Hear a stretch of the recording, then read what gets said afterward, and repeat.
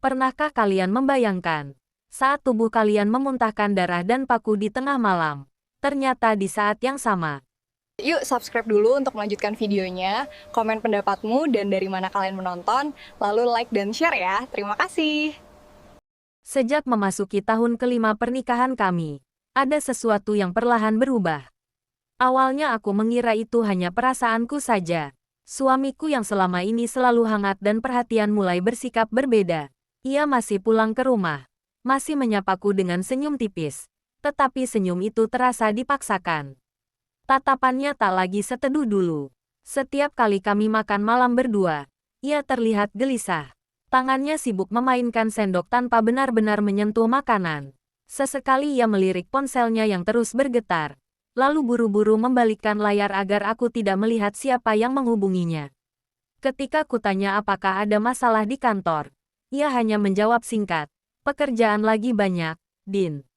Jangan dipikir macam-macam." Aku mengangguk pelan, berusaha menjadi istri yang percaya kepada suaminya.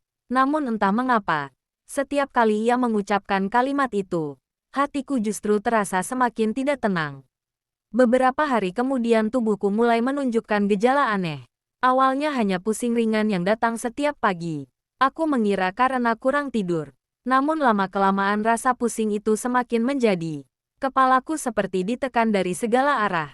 Perutku sering mual tanpa sebab. Makanan kesukaanku mendadak terasa hambar bahkan membuatku ingin muntah. Hampir setiap pagi aku berlari ke kamar mandi untuk memuntahkan isi perutku. Padahal aku hampir tidak makan apapun. Tubuhku mulai lemas. Wajahku terlihat pucat saat bercermin. Berat badanku turun cukup drastis hanya dalam beberapa minggu. Anehnya, semua itu terjadi tanpa alasan yang jelas. Malam hari menjadi waktu yang paling menyiksa. Aku sulit memejamkan mata. Kalaupun akhirnya tertidur, mimpi-mimpi buruk datang silih berganti. Dalam mimpiku, aku selalu melihat seorang perempuan berambut panjang berdiri di depan gerbang rumah. Ia mengenakan pakaian hitam dan terus menatap ke arah kamarku tanpa berkedip. Wajahnya samar, tetapi senyumnya begitu menyeramkan. Saat aku mencoba mendekatinya, ia perlahan mengangkat tangan seolah memanggilku, lalu menghilang begitu saja. Aku selalu terbangun dengan napas memburu dan tubuh basah oleh keringat dingin. Anehnya, setiap selesai mimpi itu, aroma bunga melati yang sangat menyengat selalu memenuhi kamar. Padahal tidak ada setangkai bunga pun di dalam rumah. Aku mencoba mengabaikan semua itu.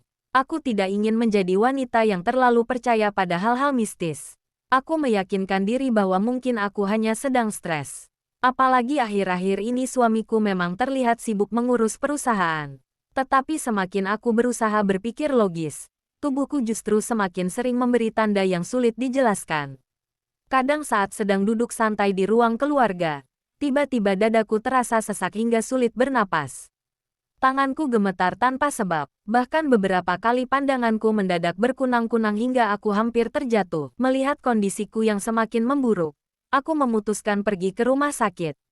Dokter melakukan pemeriksaan lengkap, darahku diambil, jantungku diperiksa, bahkan aku menjalani pemeriksaan organ dalam. Aku berharap akhirnya akan ditemukan penyakit yang selama ini menggerogoti tubuhku. Namun hasilnya justru membuatku semakin bingung. Semua dinyatakan normal. Dokter hanya tersenyum lalu berkata, "Bu Dinda, secara medis tidak ada masalah serius. Kemungkinan ibu hanya kelelahan, kurang istirahat, dan terlalu banyak pikiran. Cobalah lebih rileks, makan yang teratur, dan jangan terlalu stres." Aku pulang membawa kantong berisi vitamin, tetapi bukan rasa tenang yang kudapat. Ada perasaan kosong yang sulit dijelaskan. Bagaimana mungkin tubuhku terasa seperti dihancurkan dari dalam sementara semua hasil pemeriksaan menunjukkan aku baik-baik saja. Saat aku sampai di rumah, suamiku belum juga pulang. Jam di dinding menunjukkan pukul 9 malam. Aku mencoba menghubunginya. Teleponku baru diangkat setelah beberapa kali berdering. Suaranya terdengar terburu-buru. "Maaf ya, Din. Aku masih di kantor. Banyak pekerjaan yang harus diselesaikan." Aku hanya menjawab lirih. Aku baru pulang dari rumah sakit. Beberapa detik suasana menjadi hening. "Oh ya, gimana hasilnya?" Dokter bilang aku sehat. "Syukurlah kalau begitu." Hanya itu. Tidak ada pertanyaan apakah aku masih merasa sakit. Tidak ada ucapan akan segera pulang menemaniku. Bahkan nada suaranya terdengar seperti seseorang yang ingin segera mengakhiri percakapan. Tak lama kemudian telepon itu benar-benar ditutup dengan alasan ada rapat mendadak. Aku memandang layar ponsel yang sudah gelap sambil menahan air mata. Rasanya baru kali ini aku benar-benar merasa sendirian sebagai seorang istri. Rumah sebesar ini mendadak terasa begitu sunyi. Aku duduk di ruang makan dengan sepiring makanan yang sudah dingin. Sementara kursi di depanku tetap kosong hingga larut malam. Hari-hari berikutnya keadaan semakin memburuk. Suamiku semakin sering pulang lewat tengah malam. Bahkan beberapa kali ia tidak pulang sama sekali. Alasannya selalu sama. Ada perjalanan dinas keluar kota, rapat dengan investor, atau urusan perusahaan yang tidak bisa ditinggalkan. Anehnya, setiap kali ia mengabarkan tidak pulang, malam itu pula penyakitku selalu kambuh lebih hebat. Aku muntah berkali-kali hingga tubuhku lemas. Kepalaku terasa seperti dipukul dari dalam. Dadaku sesak, napasku pendek, dan suhu tubuhku tiba-tiba menjadi sangat dingin. Art yang sudah bekerja bertahun-tahun di rumahku mulai memperhatikanku dengan wajah penuh kekhawatiran. Hampir setiap malam ia membuatkan teh hangat dan menemaniku duduk di ruang keluarga karena takut aku pingsan sendirian. Berkali-kali ia memintaku menghubungi suamiku agar segera pulang. Namun setiap kali ditelepon, jawabannya selalu sama. Saya masih di luar kota. Malam itu aku kembali terbangun karena mimpi buruk yang sama. Perempuan berpakaian hitam itu kini berdiri tepat di depan pintu kamarku. Kali ini ia tidak hanya tersenyum. Ia berbisik pelan. Tetapi suaranya terdengar begitu jelas di telingaku. Sebentar lagi semua yang kau miliki akan menjadi milikku. Aku langsung terbangun sambil menjerit. Napasku memburu. Jantungku berdetak sangat cepat. Saat itulah untuk pertama kalinya aku mulai percaya bahwa apa yang sedang kualami bukan sekadar kelelahan atau terlalu banyak pikiran. Ada sesuatu yang perlahan sedang menghancurkan hidupku. Dan aku belum tahu bahwa malam-malam berikutnya akan menjadi awal dari mimpi buruk yang jauh lebih mengerikan daripada semua yang pernah kubayangkan. Malam itu menjadi malam yang tidak akan pernah bisa kulupakan seumur hidupku. Suamiku sudah 2 hari tidak pulang ke rumah. Seperti biasa, alasannya adalah perjalanan dinas keluar kota untuk bertemu relasi perusahaan. Aku sebenarnya sudah mulai terbiasa mendengar alasan itu, tetapi entah mengapa malam itu hatiku terasa sangat gelisah.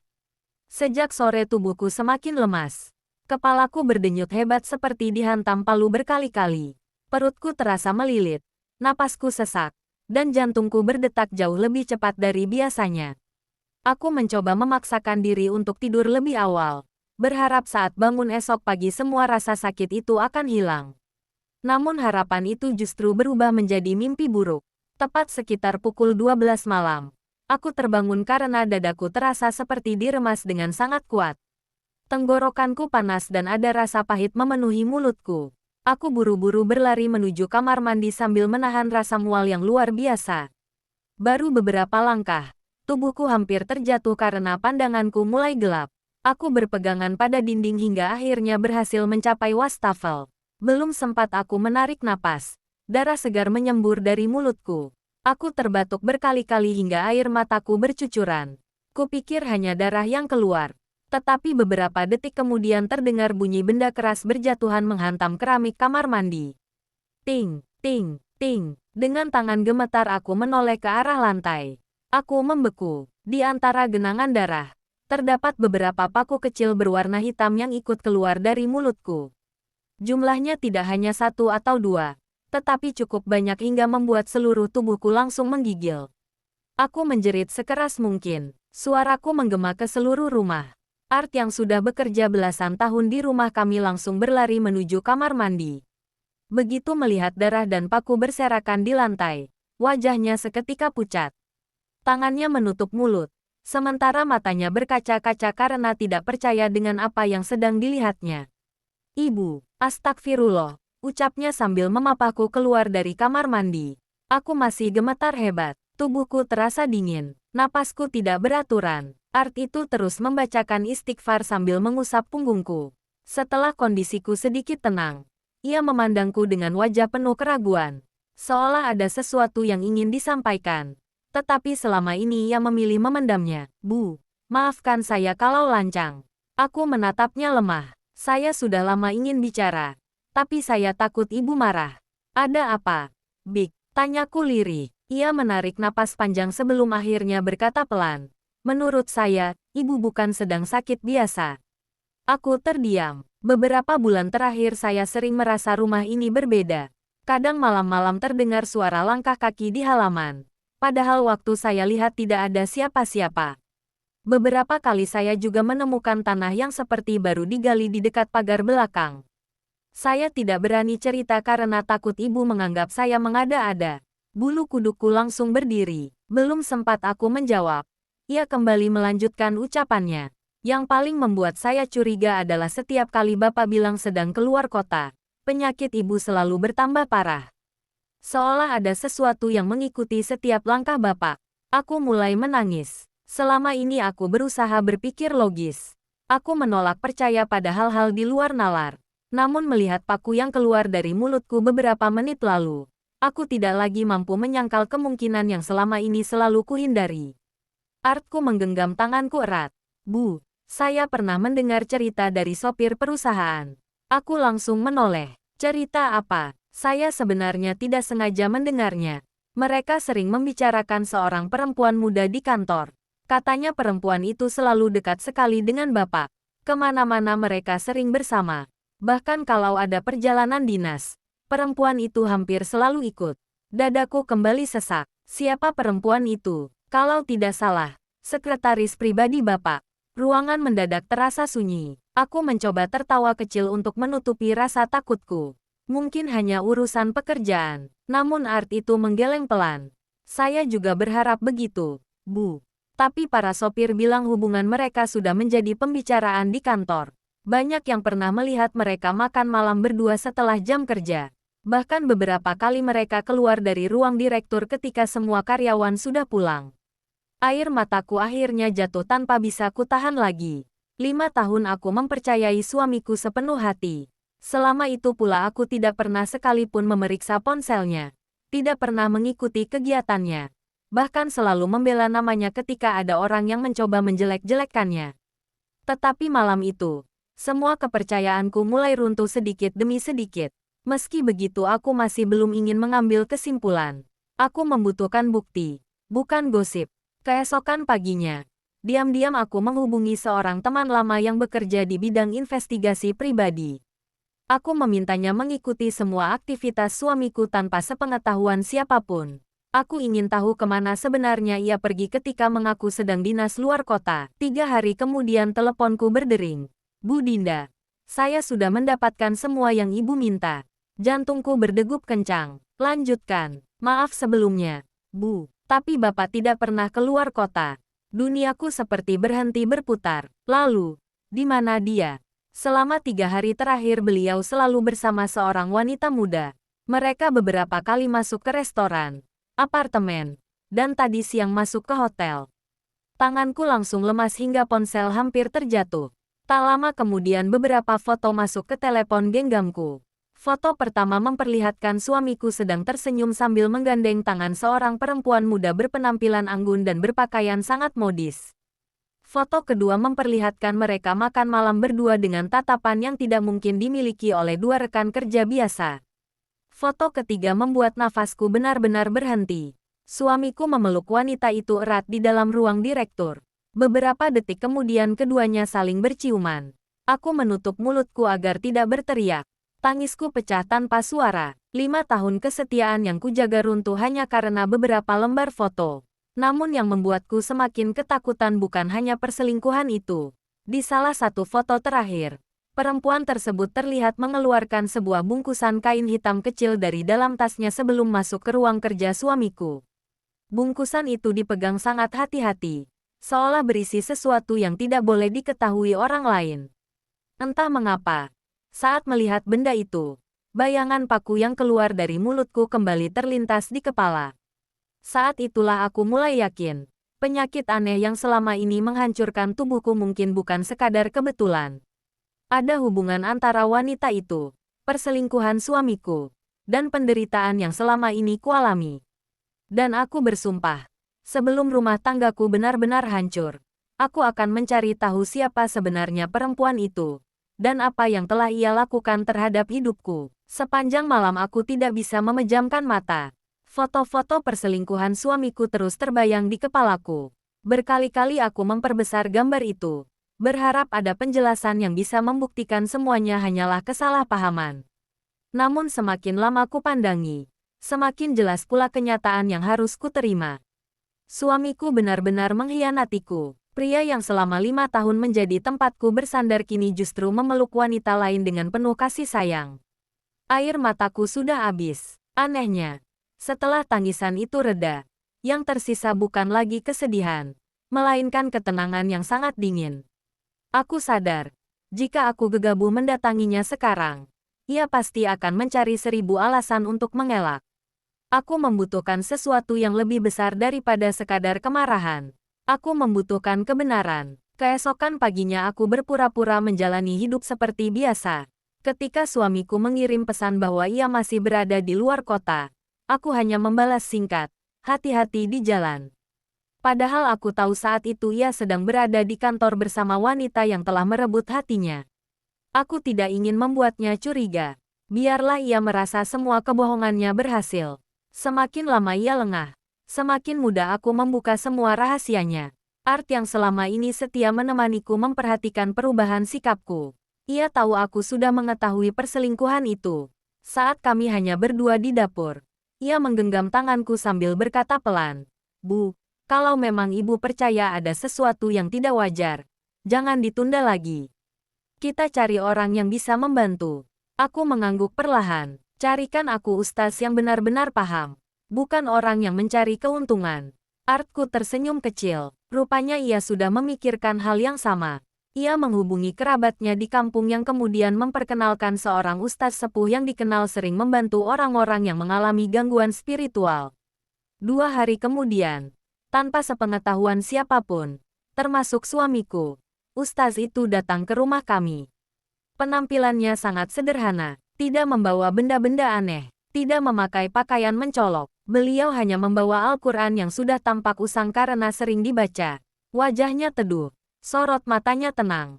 Baru saja melangkah masuk ke ruang tamu, beliau langsung menghentikan langkahnya. Ia memejamkan mata beberapa saat, lalu menghela napas panjang. Rumah ini pernah dimasuki niat buruk seseorang, ucapnya pelan. Jantungku langsung berdegup lebih cepat. Beliau meminta izin berkeliling rumah. Aku dan Art hanya mengikutinya dari belakang. Sesampainya di halaman belakang, langkah beliau berhenti tepat di dekat pohon mangga yang sudah bertahun-tahun tumbuh di sana. "Tolong ambilkan cangkul kecil." Aku dan Art saling berpandangan. Dengan tangan gemetar, Art segera mengambil cangkul dari gudang. Ustaz itu mulai menggali tanah di bawah pohon tersebut. Baru beberapa menit menggali, cangkulnya mengenai sesuatu yang keras. Setelah tanah disingkirkan, terlihat sebuah bungkusan kain hitam yang sudah lembab karena tertimbun cukup lama. Tanganku spontan menutup mulut. Perlahan Ustaz membuka bungkusan itu. Di dalamnya terdapat rambut panjang yang diikat dengan benang merah, beberapa lembar kain putih penuh noda, paku-paku kecil berkarat, serta foto diriku yang wajahnya ditusuk jarum di beberapa bagian. Lututku langsung lemas. Aku terduduk di tanah sambil menangis. Ya Allah! Siapa yang tega melakukan ini? Ustaz tidak langsung menjawab. Beliau hanya mengembuskan napas pelan lalu berkata, "Saya tidak bisa memastikan siapa pelakunya. Tetapi benda ini memang sengaja ditanam untuk mengirim gangguan kepada penghuni rumah. Kita tidak boleh menuduh siapapun tanpa bukti. Tugas kita hanya berikhtiar dan memohon perlindungan kepada Allah." Mendengar penjelasan itu, ingatanku langsung tertuju pada bungkusan kain hitam yang kulihat di foto milik penyelidik. Bungkusan yang dibawa sekretaris suamiku bentuknya hampir sama dengan benda yang baru saja ditemukan di halaman rumahku. Dadaku kembali sesak. Aku mulai menghubungkan semua kejadian yang selama ini terasa seperti potongan-potongan teka-teki. Perselingkuhan, kebohongan, penyakit aneh yang tak terdeteksi secara medis, muntah darah, muntah paku, hingga benda yang dikubur di rumahku. Semua seolah membentuk satu garis yang mengarah pada orang yang sama. Namun aku tetap menahan diri. Aku tidak ingin bertindak berdasarkan emosi. Aku ingin semuanya selesai dengan cara yang benar. Hari itu Ustaz memimpin doa di setiap sudut rumah. Lantunan ayat-ayat suci terdengar memenuhi ruangan. Suasana rumah yang selama beberapa bulan terasa berat perlahan berubah menjadi lebih tenang. Anehnya, ketika doa-doa dibacakan, kepalaku yang biasanya berdenyut hebat mendadak terasa lebih ringan. Dadaku juga tidak lagi sesak seperti biasanya. Untuk pertama kalinya setelah sekian lama, aku bisa menarik napas panjang tanpa rasa sakit. Sebelum pulang, Ustaz memberikan beberapa nasihat. Mulai malam ini, perbanyak membaca Al-Quran. Jangan tinggalkan salat malam. Dan jangan pernah membalas keburukan dengan keburukan.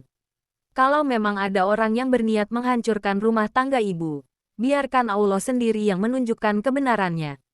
Aku mengangguk sambil menghapus air mata.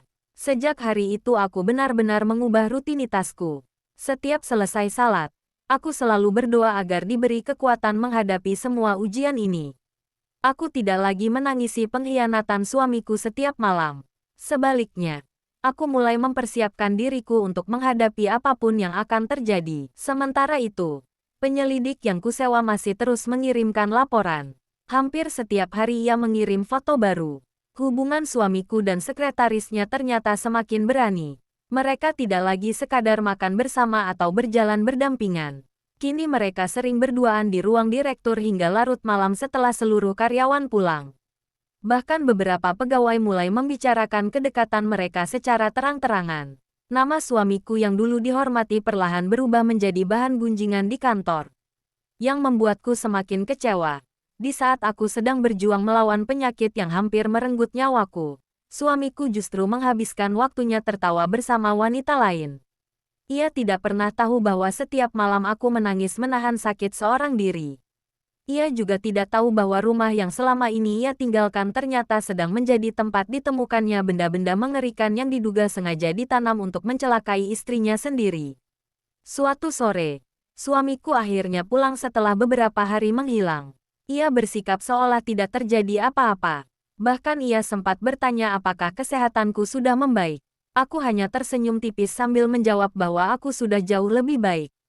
Ia tampak lega mendengarnya. Lalu kembali sibuk membalas pesan di ponselnya tanpa sedikit pun menyadari bahwa aku sudah mengetahui seluruh kebohongannya. Malam itu, saat ia tertidur lelap di sampingku, layar ponselnya kembali menyala.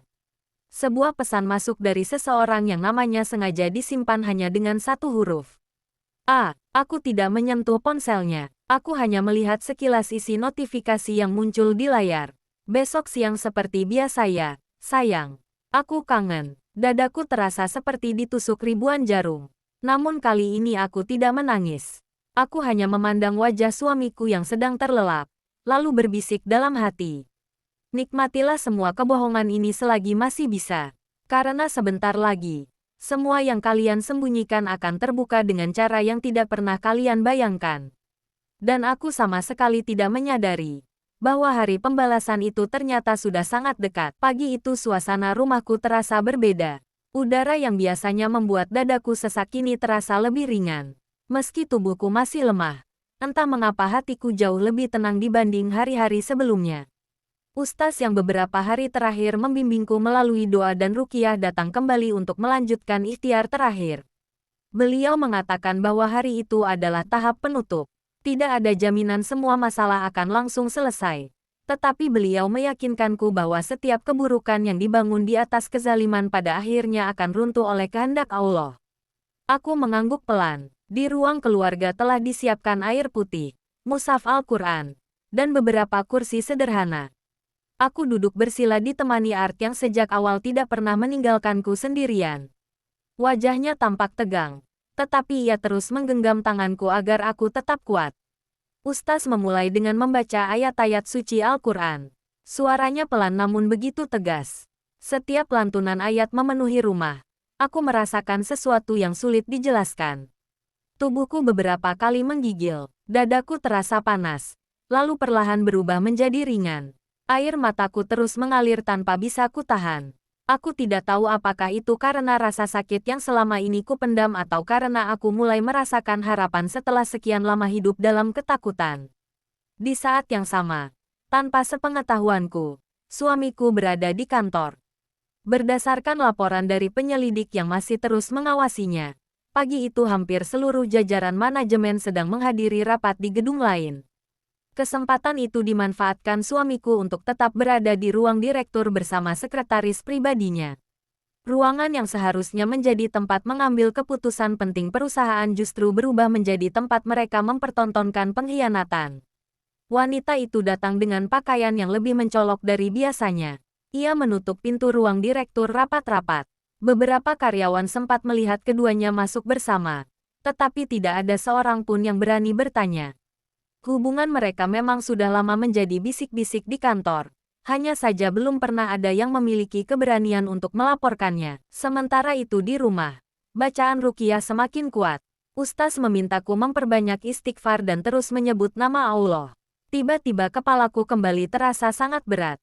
Pandanganku berkunang-kunang. Aku memegangi dada sambil mencoba mengatur napas. Art panik dan hendak menghentikan ruqyah. Tetapi Ustaz mengangkat tangan memberi isyarat agar ia tetap tenang. Teruslah berdoa, jangan takut, ucap beliau. Aku memejamkan mata sambil terus melafalkan doa yang diajarkan. Beberapa detik kemudian rasa sesak itu perlahan menghilang. Bersamaan dengan itu, di tempat yang berbeda, kejadian menggemparkan terjadi. Menurut kesaksian beberapa pegawai yang berada di lantai yang sama, tiba-tiba terdengar suara jeritan perempuan dari ruang direktur. Jeritannya begitu keras hingga membuat seluruh karyawan keluar dari ruangan masing-masing. Mereka saling berpandangan sebelum berlari menuju sumber suara. Dari balik pintu terdengar suara benda-benda berjatuhan. Ketika pintu berhasil dibuka, semua orang langsung terkejut. Sekretaris muda itu sedang berguling di lantai sambil berteriak histeris. Wajahnya memerah, tubuhnya berkeringat deras. Ia terus berteriak bahwa seluruh badannya terasa terbakar. Berkali-kali ia mencakar leher dan lengannya sendiri seolah ada sesuatu yang sedang menyiksa tubuhnya.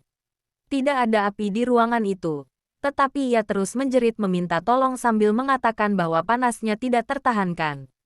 Suamiku yang berada di sampingnya terlihat sangat panik. Ia berusaha mengangkat tubuh wanita itu, tetapi baru beberapa langkah wajahnya mendadak pucat. Kepalanya terasa berputar, pandangannya kabur, tanpa sempat meminta bantuan. Tubuhnya ambruk menghantam lantai ruang direktur. Seluruh kantor menjadi kacau. Beberapa pegawai langsung menghubungi ambulans. Sebagian lainnya mencoba memberikan pertolongan pertama.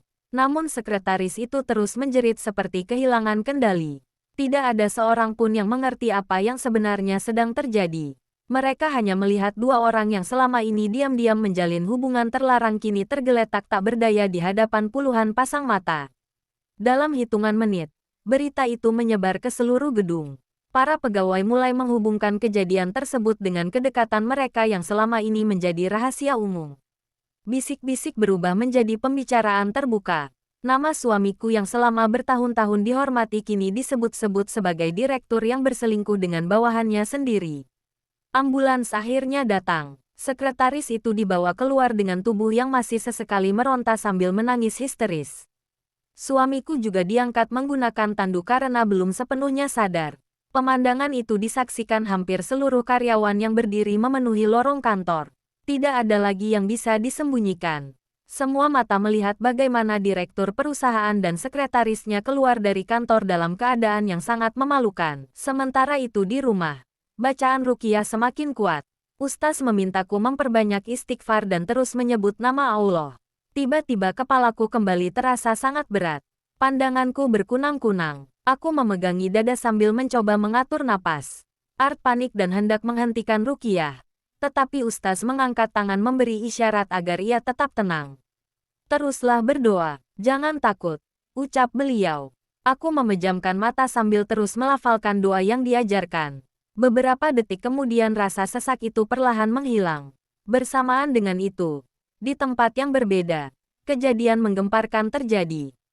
Menurut kesaksian beberapa pegawai yang berada di lantai yang sama, tiba-tiba terdengar suara jeritan perempuan dari ruang direktur. Jeritannya begitu keras hingga membuat seluruh karyawan keluar dari ruangan masing-masing. Mereka saling berpandangan sebelum berlari menuju sumber suara. Dari balik pintu terdengar suara benda-benda berjatuhan. Ketika pintu berhasil dibuka, semua orang langsung terkejut. Sekretaris muda itu sedang berguling di lantai sambil berteriak histeris. Wajahnya memerah, tubuhnya berkeringat deras. Ia terus berteriak bahwa seluruh badannya terasa terbakar. Berkali-kali ia mencakar leher dan lengannya sendiri seolah ada sesuatu yang sedang menyiksa tubuhnya. Tidak ada api di ruangan itu. Tetapi ia terus menjerit meminta tolong sambil mengatakan bahwa panasnya tidak tertahankan. Suamiku yang berada di sampingnya terlihat sangat panik. Ia berusaha mengangkat tubuh wanita itu. Tetapi baru beberapa langkah wajahnya mendadak pucat. Kepalanya terasa berputar, pandangannya kabur. Tanpa sempat meminta bantuan, tubuhnya ambruk menghantam lantai ruang direktur. Seluruh kantor menjadi kacau. Beberapa pegawai langsung menghubungi ambulans. Sebagian lainnya mencoba memberikan pertolongan pertama. Namun sekretaris itu terus menjerit seperti kehilangan kendali. Tidak ada seorang pun yang mengerti apa yang sebenarnya sedang terjadi. Mereka hanya melihat dua orang yang selama ini diam-diam menjalin hubungan terlarang kini tergeletak tak berdaya di hadapan puluhan pasang mata. Dalam hitungan menit, berita itu menyebar ke seluruh gedung. Para pegawai mulai menghubungkan kejadian tersebut dengan kedekatan mereka yang selama ini menjadi rahasia umum. Bisik-bisik berubah menjadi pembicaraan terbuka. Nama suamiku yang selama bertahun-tahun dihormati kini disebut-sebut sebagai direktur yang berselingkuh dengan bawahannya sendiri. Ambulans akhirnya datang. Sekretaris itu dibawa keluar dengan tubuh yang masih sesekali meronta sambil menangis histeris. Suamiku juga diangkat menggunakan tanduk karena belum sepenuhnya sadar. Pemandangan itu disaksikan hampir seluruh karyawan yang berdiri memenuhi lorong kantor.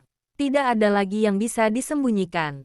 Semua mata melihat bagaimana direktur perusahaan dan sekretarisnya keluar dari kantor dalam keadaan yang sangat memalukan. Di rumah, Rukiah telah selesai. Anehnya, tubuhku terasa jauh lebih ringan dibanding sebelumnya. Rasa pusing yang selama berbulan-bulan menghantuiku perlahan menghilang. Aku bahkan mampu berdiri tanpa bantuan untuk pertama kalinya setelah sekian lama.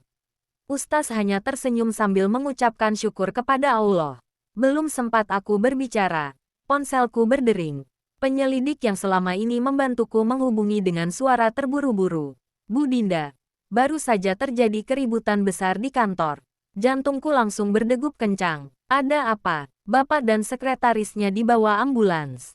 Seluruh kantor menyaksikan kejadian itu. Hubungan mereka sudah tidak mungkin ditutupi lagi.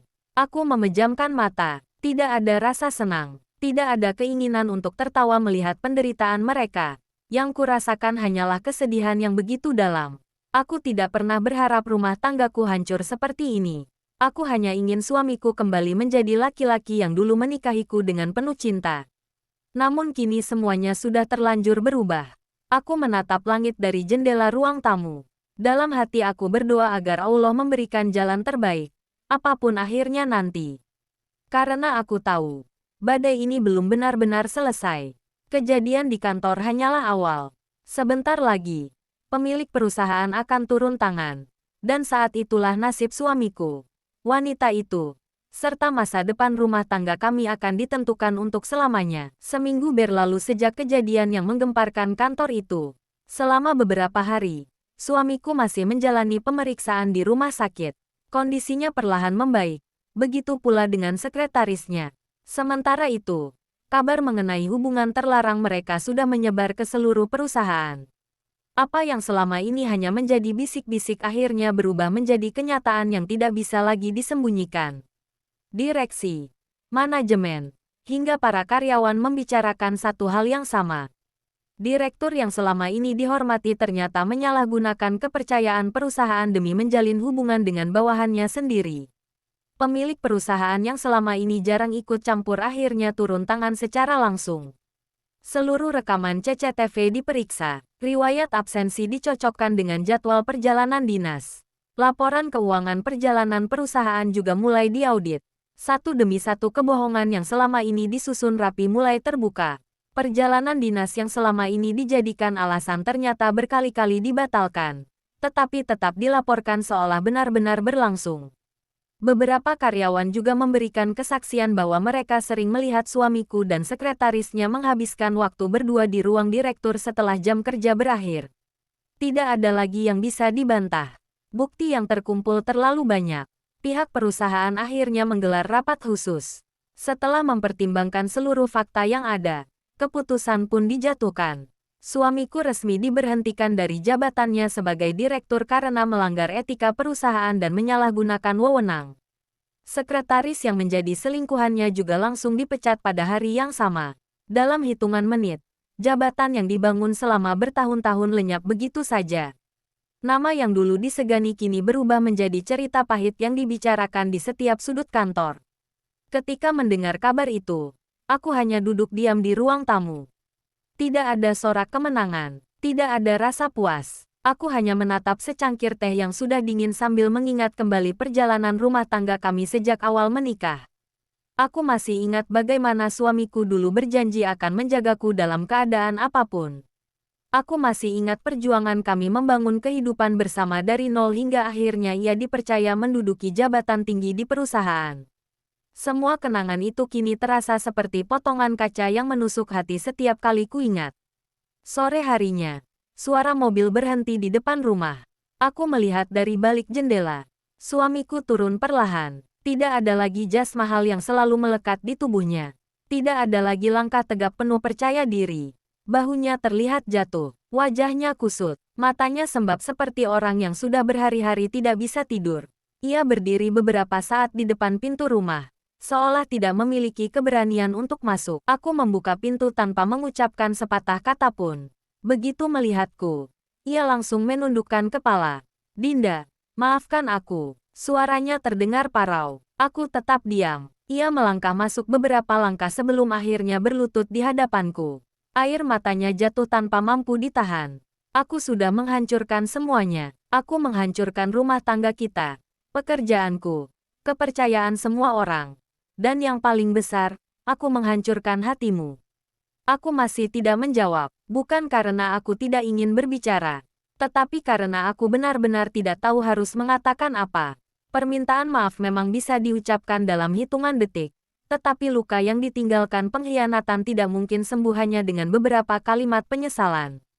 Ia terus menangis sambil memegang kedua tangannya sendiri. Aku bodoh, aku terlalu terlena. Aku menutup mata terhadap semua perhatianmu.